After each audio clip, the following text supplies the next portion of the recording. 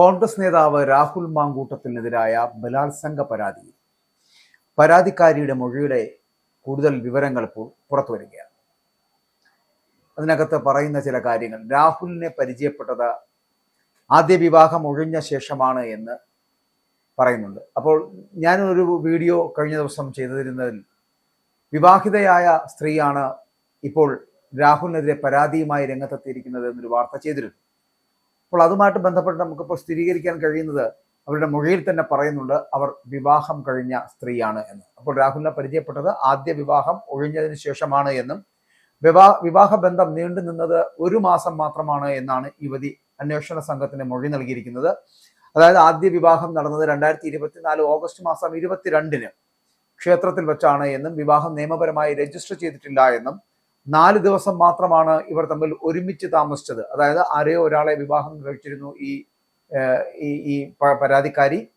ആ പരാതിക്കാരിയും വിവാഹം ചെയ്ത ആളും താമസിച്ചതാകെ 4 ദിവസം മാത്രമാണ് ഒരുമിച്ച് താമസിച്ചത് എന്നാണ് പറയപ്പെടുന്നത്. 1 മാസത്തിനുള്ളിൽ ബന്ധം ഒഴിഞ്ഞുവെന്നും യുവതി അന്വേഷണ സംഘത്തിന് കഴിഞ്ഞ ദിവസം കൊടുത്ത മൊഴിയിൽ പറയുന്നുമുണ്ട്. രാഹുലിന്റെ ജാമ്യ ഹർജിയിലെ വാദങ്ങളെ പൊളിക്കുന്നതാണ് യുവതിയുടെ ഈ നിർണായകമായിട്ടുള്ള മൊഴി എന്ന് പറയപ്പെടുന്നത്. രാഹുലുമായിട്ട് പരിചയപ്പെടുന്നത് വിവാഹബന്ധം ഒഴിഞ്ഞ 5 മാസത്തിന് ശേഷമാണ് എന്നും അതാണ് യുവതി പറയുന്ന മൊഴിയിലെ പ്രത്യേകത എന്ന് പറയുന്നത്. വിവാഹിതയ്ക്ക് എങ്ങനെ വിവാഹ വാഗ്ദാനം നൽകുമെന്ന രാഹുലിന്റെ വാദത്തിന് എതിരെയാണ് ഈ മൊഴി. ഭർത്താവിരിക്കെയാണ് യുവതി രാഹുലുമായി ബന്ധപ്പെട്ടത് എന്ന ആരോപണം അതുമായി ബന്ധപ്പെട്ട് ഉയരുകയും ചെയ്തിരുന്നു. അപ്പോൾ ഈ വാദത്തെയൊക്കെ പൊളിക്കുന്നതാണ് യുവതിയുടെ മൊഴിയിലെ വിവരങ്ങൾ എന്ന് പറയപ്പെടുന്നത്. അതേസമയം യുവതി വിവാഹിതയാണ് എന്ന കാര്യം തനിക്ക് അറിയാമായിരുന്നുവെന്ന് രാഹുൽ മുൻകൂർ ജാമ്യാപേക്ഷയിൽ പറഞ്ഞിട്ടുമുണ്ട്. ഭർത്താവിന്റെ ഉപദ്രവങ്ങൾ വിവരിച്ചാണ് തന്നോട് സംസാരിച്ചത് എന്നും ആ ബന്ധമാണ് വളർന്നത് എന്നും പിന്നീട് അത് ലൈംഗിക ബന്ധത്തിലെത്തിയെന്നും രാഹുൽ മുൻകൂർ ജാമ്യാപേക്ഷയിൽ വ്യക്തമാക്കിയിട്ടുമുണ്ട്. കേസിൽ അന്വേഷണ സംഘം യുവതിയെ പരിശോധിച്ച ഡോക്ടറുടെ അടക്കം മൊഴി ഇന്ന് രേഖപ്പെടുത്തുകയാണ്. ഡോക്ടറുടെ മൊഴി കേസിൽ നിർണായകമാകും. അതേസമയം നേരത്തെ സംസ്ഥാനം വിട്ടുന്ന റിപ്പോർട്ടുകൾ ഉണ്ടായിരുന്നു രാഹുൽ മാങ്കൂട്ടത്തിനെ കുറിച്ച്. പക്ഷേ രാഹുൽ മാങ്കൂട്ടത്തിൽ പാലക്കാട്ടെ രഹസ്യ കേന്ദ്രത്തിൽ ഉണ്ട് എന്നുള്ളതാണ് ഇപ്പോൾ പുറത്തു വരുന്ന വിവരം. പാലക്കാട് ജില്ല വിട്ടാൽ അത് മുൻകൂർ ജാമ്യത്തെ അടക്കം ബാധിക്കുമെന്ന് രാഹുലിന് നിയമോപദേശം ലഭിച്ചതായിട്ടുള്ള സൂചനകൾ വരുന്നുണ്ട്. അതുകൊണ്ട് തന്നെ രാഹുൽ മാങ്കൂട്ടത്തിൽ പാലക്കാട് ജില്ലയിൽ തന്നെ ഉണ്ട് എന്നുള്ള കാര്യത്തിൽ സംശയമില്ല. MLA ഔദ്യോഗിക വാഹനം താമസിക്കുന്ന ഫ്ളാറ്റിൽ തന്നെ ഉണ്ട്. മറ്റൊരു വാഹനത്തിലാണ് രാഹുൽ രഹസ്യ കേന്ദ്രത്തിലേക്ക് മാറിയത് എന്നാണ് പറയപ്പെടുന്നത്. രാഹുലിന്റെ ഡ്രൈവറും പേഴ്സണൽ അസിസ്റ്റന്റ് ഫസലും ഇപ്പോഴും പാലക്കാട് തന്നെ ഉണ്ട്.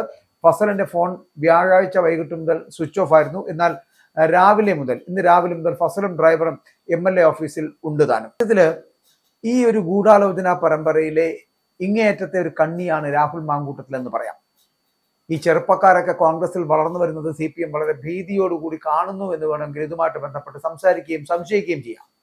രാഷ്ട്രീയ സർഗാത്മകതയും പ്രജ്ഞാശേഷിയുമുള്ള ചെറുപ്പക്കാർ വളർന്നു വന്നാൽ അത് CPM-നെ ഗോത്രഹത്യയിലേക്ക് എടുത്തെറിയുമെന്നവർ വളരെ കൃത്യമായി തിരിച്ചറിയുകയും ചെയ്യുന്നുണ്ട്.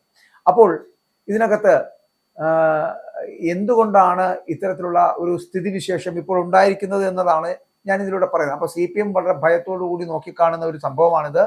അതിനെ രാഹുൽ മാങ്കൂട്ടത്തിൽ എന്ന് പറയപ്പെടുന്ന ഒരു ചെറുപ്പക്കാരൻ, അല്ലെങ്കിൽ ഷാഫി പറമ്പിൽ, വിഷ്ണു, ഇതുപോലുള്ള കുറച്ച് പുതിയ തലമുറയിലെ യുവാക്കൾ വളരെ ശക്തമായിട്ട് കോൺഗ്രസിന്റെ മേഖലകളിൽ, കോൺഗ്രസ് ക്യാമ്പുകളിൽ വല്ലാതെ പടർന്നു പിടിച്ചു കയറുന്നുണ്ട്. അവർക്ക് ജനകീയത കൂടുതലുണ്ട് താനും. അത് CPM ഭയപ്പെടുകയാണ്.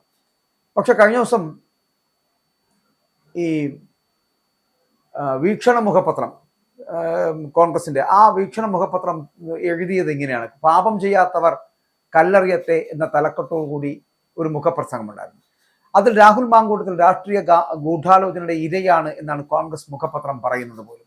കഴുത്തോളം മാലിന്യത്തിൽ മുങ്ങി നിൽക്കുന്ന CPM കോൺഗ്രസിന്റെ കുപ്പായത്തിൽ തെറിച്ച ചാണകത്തുള്ളി കണ്ട് മൂക്കുപൊത്തുന്നത് പോലെ രാഹുലിനെ ചൂണ്ടിക്കാട്ടി കോൺഗ്രസിനെതിരെ സദാചാര പ്രസംഗം നടത്തുകയാണ് എന്ന് വീക്ഷണം വിമർശിക്കുന്നു.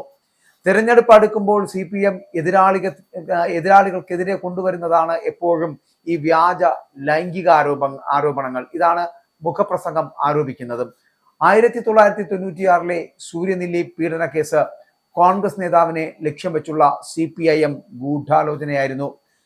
മറ്റൊന്ന് 2006 2011 ഐസ്ക്രീം പാർലർ കേസിൽ മുസ്ലിം ലീഗിന്റെ ഉന്നത നേതാവിനെ അപവാദത്തിന്റെ ചുഴിയിലേക്ക് തള്ളിവിട്ട് പൊതുസമൂഹത്തിൽ തിരസ്കൃതനാക്കുവാൻ CPIM ശ്രമിച്ചു എന്നുള്ളതും വീക്ഷണം ആരോപിക്കുന്നുണ്ട്. 2016 നിയമസഭാ തെരഞ്ഞെടുപ്പിൽ അന്നത്തെ ജനകീയനായിട്ടുള്ള മുഖ്യമന്ത്രി, ആ മുഖ്യമന്ത്രിയെ കുറ്റാരോപിതനാക്കുവാൻ, അതായത് ഉമ്മൻചാണ്ടിയെ, CPM-ഉം ഒരു വിഭാഗം മാധ്യമങ്ങളും നുണക്കഥകൾ മെനഞ്ഞ് അദ്ദേഹത്തെയും കുടുംബത്തെയും വേട്ടയാടിയെന്നും ആ വിഷയത്തിലെ ഇര കൊലക്കേസിൽ ശിക്ഷിക്കപ്പെട്ട് ജയിലിൽ തടവ് അനുഭവിക്കുമ്പോൾ കുഞ്ഞിന് ജന്മം നൽകിയ വിശ്വാസ്യതയില്ലാത്ത സ്ത്രീയായിരുന്നു എന്നുമാണ് മുഖപ്രസംഗത്തിലെ വാദം. ആ ഗൂഢാലോചന പരമ്പരയിലെ ഇങ്ങേയറ്റത്തെ കണ്ണിയാണിപ്പോൾ രാഹുൽ മാങ്കൂട്ടത്തിൽ. പാലക്കാട് ഉപതെരഞ്ഞെടുപ്പിൽ LDF-നെയും ഒപ്പം BJP-യെയും ചരിത്ര ഭൂരിപക്ഷത്തിൽ തോൽപ്പിച്ചതായിരുന്നു രാഹുൽ ചെയ്ത കുറ്റം. ചെറുപ്പക്കാർ കോൺഗ്രസിൽ വളർന്നു വരുന്നത് CPIM ഭീതിയോടെ കാണുന്നു എന്നുള്ളതിന്റെ ഉദാഹരണമാണിത്. രാഷ്ട്രീയ സർഗാത്മകതയും പ്രജ്ഞാശേഷിയുമുള്ള ചെറുപ്പക്കാർ വളർന്നു വന്നാൽ അത് CPIM-നെ ഗോത്രഹത്യയിലേക്ക് എടുത്തെറിയുമെന്ന് അവർ തിരിച്ചറിയുന്നു. ഇങ്ങനെയാണ് വീക്ഷണത്തിന്റെ മുഖപ്രസംഗം വളരെ സരസമായിട്ടും രസകരമായിട്ടും രാഹുലിന്റെ സംരക്ഷണ കവചം തീർത്ത് മുഖപ്രസംഗം എഴുതിയിരിക്കുന്നത്. ഒളിവിൽ പോയ മാങ്കൂട്ടത്തിന് പൂർണ്ണ പിന്തുണയാണ് കോൺഗ്രസ് മുഖപത്രം വീക്ഷണം എഡിറ്റോറിയലിലൂടെ വ്യക്തമാക്കിയത്. മാങ്കൂട്ടത്തലിനെ കോൺഗ്രസ് തള്ളിപ്പറഞ്ഞിരുന്നു എന്നുള്ളത് യാഥാർത്ഥ്യമാണ്. പാർട്ടി സസ്പെൻഡ് ചെയ്ത വ്യക്തിയാണ് രാഹുൽ എന്ന കാര്യത്തിലും സംശയമില്ല. പ്രതിപക്ഷ നേതാവ് VD സതീശൻ അടക്കം മാങ്കൂട്ടത്തലിനെ തള്ളിപ്പറഞ്ഞിരുന്നു. ഇതിനിടെയാണ് വീക്ഷണം എഡിറ്റോറിയൽ ഇങ്ങനെ ഒരു നിലപാടെടുത്തത്. ഇതോടെ കോൺഗ്രസിലും രാഹുലിനെ പിന്തുണയ്ക്കുന്നവരുണ്ട് എന്ന് വ്യക്തമാകുകയാണ്. രാഷ്ട്രീയ ഗൂഢാലോചനയുടെ ഇരയാണ് രാഹുൽ മാങ്കൂട്ടത്തിൽ എന്നാണ് പത്രത്തിന്റെ ന്യായീകരണം. പാലക്കാട് ഉപതെരഞ്ഞെടുപ്പിൽ LDF-നെയും BJP-യെയും ചരിത്ര ഭൂരിപക്ഷത്തിൽ തോൽപ്പിച്ചതായിരുന്നു രാഹുൽ ചെയ്ത കുറ്റമെന്നാണ് വീക്ഷണം എഴുതി കാണിക്കുന്നത്. നവംബർ 27 രാഹുൽ മാങ്കൂട്ടത്തിനെതിരെ യുവതി മുഖ്യമന്ത്രിക്ക് പരാതി നൽകിയത്. സെക്രട്ടേറിയറ്റിലെത്തി മുഖ്യമന്ത്രിയെ നേരിൽ കണ്ടായിരുന്നു പരാതി കൈമാറിയത്. തുടർന്ന് പോലീസ് കേസെടുത്ത് അന്വേഷണം ആരംഭിച്ചു.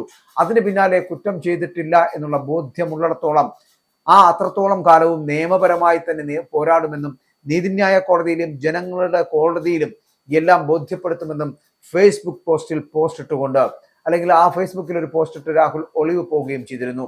തുടർന്ന് കോടതിയിൽ മുൻകൂർ ജാമ്യാപേക്ഷ സമർപ്പിച്ചു. യുവതിയുടെ ബലാത്സംഗ കേസിന് പിന്നാലെ രാഹുൽ മാങ്കൂട്ടത്തിൽ പാലക്കാട്ടെ രഹസ്യ കേന്ദ്രത്തിലേക്ക് മാറി എന്നുള്ള സൂചനകളടക്കം അതിനുശേഷം ഉണ്ടായി. നമുക്കറിയാം, ഈ മുൻകൂർ ജാമ്യ ഹർജി നേടാൻ വേണ്ടിയിട്ടാണ് അദ്ദേഹം ഫോണിലൂടെ അഭിഭാഷകനുമായിട്ട് സംസാരിച്ചിരുന്നു. പാലക്കാട് ജില്ല വിട്ടാൽ അത് മുൻകൂർ ജാമ്യത്തെ കാര്യമായി ബാധിക്കുമെന്ന് ഉള്ള നിയമോപദേശം രാഹുലിന് ലഭിച്ചതോടുകൂടി തന്നെ അദ്ദേഹം പാലക്കാട് തന്നെ തുടരുകയാണ്. രാഹുൽ സംസ്ഥാനം വിട്ടുന്ന കാര്യത്തിലുള്ള വാർത്തകളൊക്കെ പുറത്തു വന്നത്. എന്നാൽ പാലക്കാട് ജില്ലയിൽ തന്നെയാണ് MLA ഇപ്പോഴും തുടരുന്നത് എന്നുള്ളതാണ്. എന്തായാലും രാഹുലിനെതിരെ ആയുധം തേച്ചുമിനിക്ക് വന്നവർ ഒന്നാലോചിക്കുക. നിങ്ങൾക്ക് ശരിയായിട്ടുള്ള വിവരങ്ങളാണ് ലഭിക്കുന്നതെങ്കിൽ, അല്ലെങ്കിൽ പരാതിക്കാരിയുമായി ബന്ധപ്പെട്ട് വരുന്ന വിഷയങ്ങൾ പൂർണ്ണമായിട്ടും ശരിയാണ് എന്ന് ബോധ്യമുണ്ടെങ്കിൽ രാഹുലിനെതിരെ നിങ്ങൾക്ക് കല്ലെറിയാം.